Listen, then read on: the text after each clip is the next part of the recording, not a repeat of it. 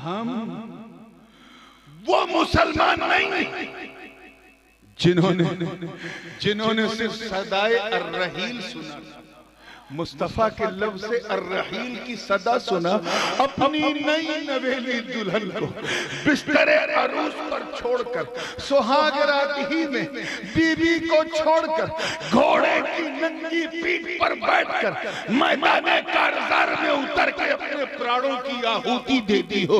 हम वो मुसलमान नहीं है जिनका चेहरा देखो तो खुदा याद आ जाए। हम वो मुसलमान नहीं है जो नबी का एक इशारा पाकर मक्के से मदीना हिजरत कर गए। हम वो मुसलमान नहीं हैं जिन्होंने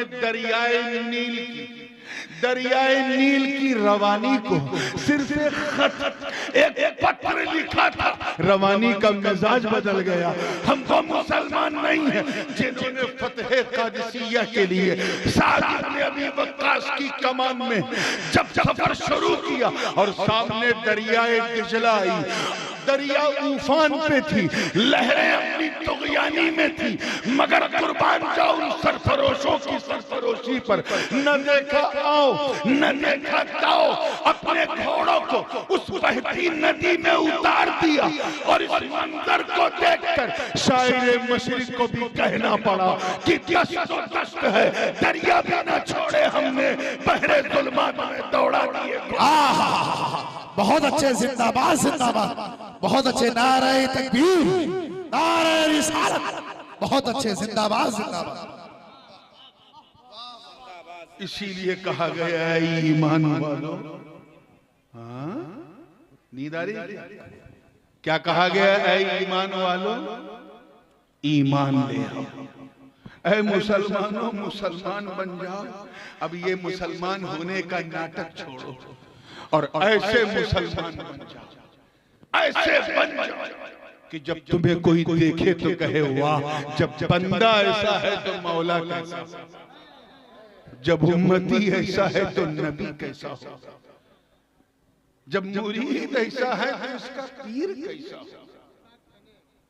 आज से लगभग 100 साल पहले 1924 तक पेरिस के एक मुसन्निफ है, मुसलमान हो गए। उन्होंने अपने इस्लाम लाने की वजह बयान की कि मैं इसलिए हुआ कि मैंने पढ़ा किताबों और देखा लोगों को, आज से 100 साल पहले कि 1924 से पहले दुनिया का कोई मुसलमान झूठ नहीं बोलता था। यकीन ना हो तो अपने दादा से पूछना कि उनके दादा कैसे।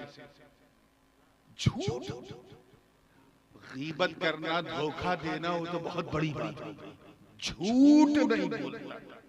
शराब वराब पीना, ज़िनाकारी तो तसव्वुर में भी नहीं थी, झूठ नहीं बोलता था।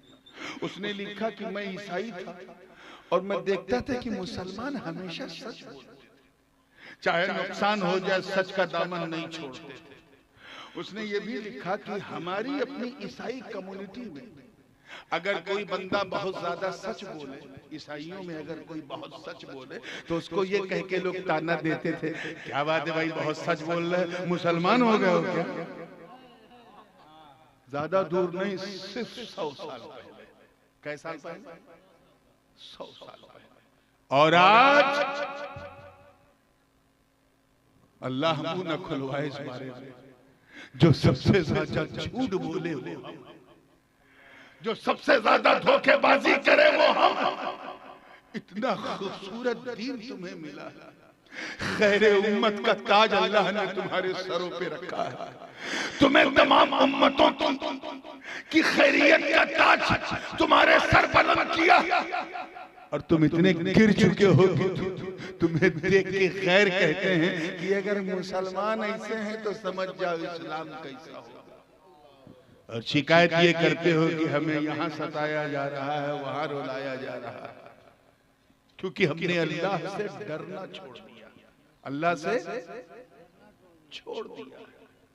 याद रखना, हजरत ख्वाजा ओवैसे करनी का नाम सुना है रज़ी अल्लाहु अन्हु। अभी 2 दिन पहले उन्हीं की नियाज हुई थी घरों में, हलवे में जो होती शबे बारात।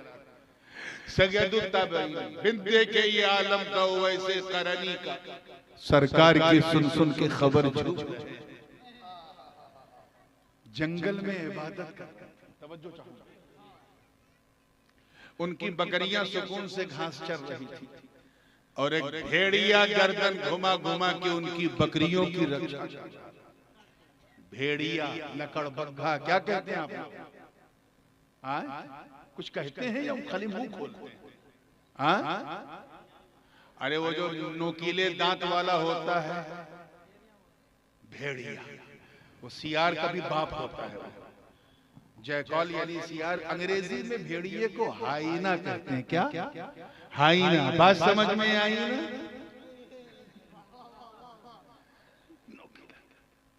भेड़िया गर्दन घुमा घुमा के बकरियों की रक्षा कर। हमें शेर होता ना तो मैं यकीन कर लेता कि ऐसा हो सकता। क्यों? क्योंकि शेर जितना खूंखार है उतना ही खुददार भी है। शेर अगर पेट भर के खाना खा ले ना, शिकार कर ले, तो 2-3 दिन तक उस पे ऐसी मस्ती रहती है कि आप शेर के पास बैठो, उसके साथ चलो फिरो, वो कुछ नहीं करेगा। और ये मैं सुनी सुनाई बात नहीं कर रहा हूँ, मुझे जाती तजर्बा। जब मैं जिम्बाब्वे गया, जम्बिया जिम्बाब्वे के बॉर्डर पे जंगल था, शेर को जब खिला पिला दिया गया तो मुझे मालूम था कि शेर खाने के बाद मस्त हो जाता है। मैंने कहा रेंजर से तुम्हारे पास बंदूक है ना? मैंने कहा चलो इसके साथ वॉक करते हैं। तो शेर की पूंछ पकड़ के मैं 500 मीटर तक चला। ये और बात है कि चलने के लिए सीने में भी शेर वाला दिल चाहिए। वाह वाह, सबके बस का रोग नहीं है।